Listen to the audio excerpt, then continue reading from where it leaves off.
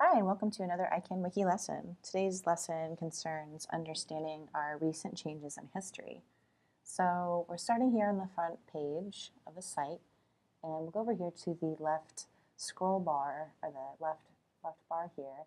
We'll click Recent Changes, and this gives us a global view of the most recent changes on the site, and it is broken down in a number of ways. Firstly, we have the date. So this is pretty much all that's occurred today on the 3rd, along with the time. So started off in the early morning. We had one edit in the afternoon. And next we have a list of articles that were worked on.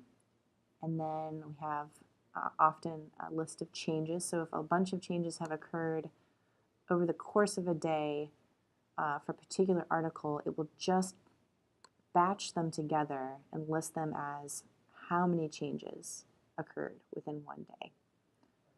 Sometimes it's a one-off edit, and that will show up like this.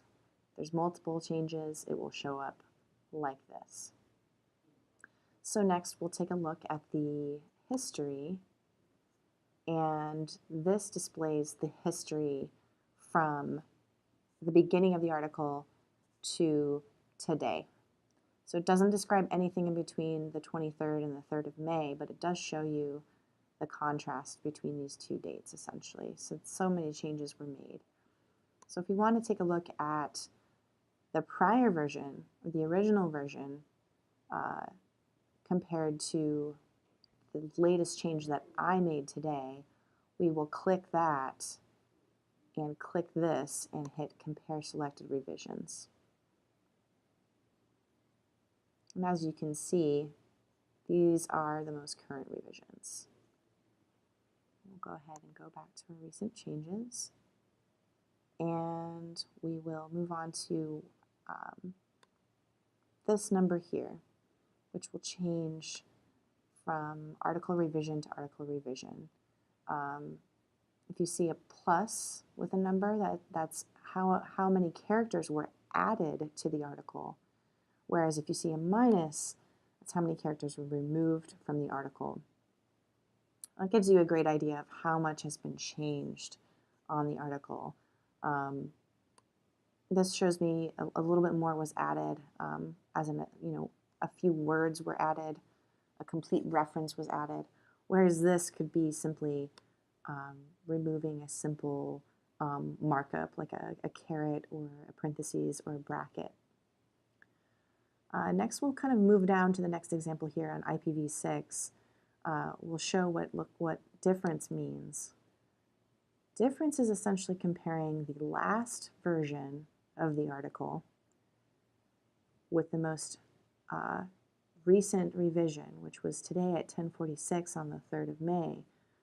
So this just gives you an idea of how the article has grown, how different sections have grown, and it gives you just a really great understanding of how this work is done. And let's see here.